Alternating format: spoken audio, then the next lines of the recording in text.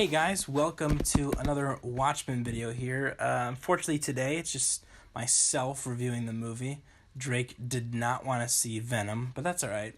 I went to go see it anyways with some other people, but overall the movie, I was pretty interested in it when they had announced it. I definitely thought it was weird, like most people, to introduce a movie or introduce Venom, one of Spider-Man's main villains, in his own movie and not introduce him with Spider-Man.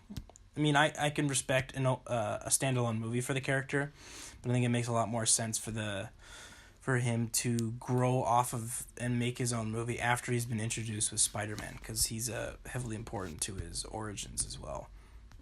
But also the movie itself has a few problems here and there, but mostly the movie should have been rated R in the first place. I'm assuming that was its original intention, was to be rated R. And then there was some sort of switch in the script, or when they were filming, they decided, you know what, PG-13 may fit better audience. But to be honest, I think the movie would have done a whole hell of a lot better if it was in rated R, make the movie a lot darker. But then the movie itself also chose to do a lot of comedy, and it just did not work for it. You had a lot of Venom cracking jokes left and right about eating people.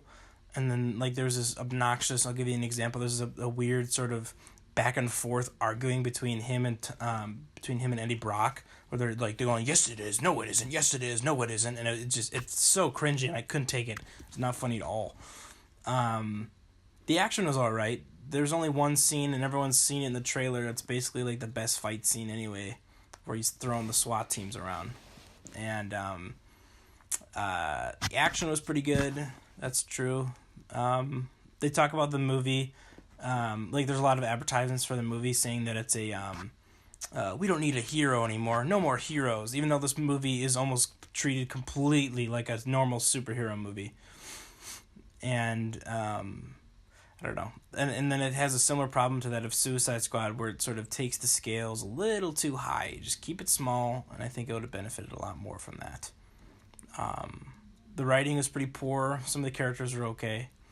Certain characters were more important than others than I expected them to be. But yeah, overall the movie was fairly short. I don't remember. I think it was about an hour and 40. No, I take that back. I think it's about 2 hours long.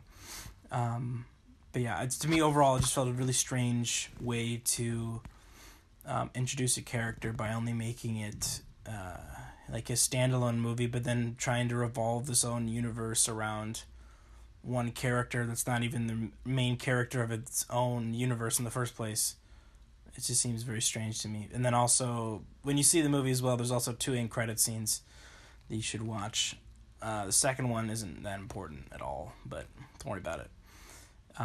Definitely a lot of setup for other characters, and I'm assuming if you know anything about Venom and Spider-Man, you know what characters they're gonna try to lead into another movie. They set this movie up to hopefully do some sort of trilogy with Venom, and also to introduce other characters from the Spider-Man comics and stuff to make their own movies. But I'm not sure if this is going to be the best example of how to make a standalone movie with the Spider-Man character without Spider-Man. But yeah, we'll see. Overall, the movie, I would give it like I don't know, 6 out of 10, above average. The action was okay. I wasn't necessarily bored during the movie, and I know this is a common complaint about the special effects for the movie. How people thought, oh, this looks so bad, like when he puts he makes like this fist with the symbiote makes a fist around Tom Hardy's fist as he punches a dude, and they're talking about how bad the special effects look. But to be honest, it looks fine. Like what is a liquefied type rubbery alien supposed to look like? How do you make it look more realistic when it isn't in the first place? So I just thought that was a strange complaint by people. But yeah, overall I'd probably give it a 6 out of 10. Not the best, not awful. It's alright, it's average. Is it worth paying $5 for? Sure, whatever. If you like Venom, you like Spider-Man, I say go for it. But otherwise, if you're sort of a normal a goer and attender of movies, I don't know if this movie's for you. there's going to be a lot of things that people who don't know anything about the comics or some of the characters are not going to understand when they reference them.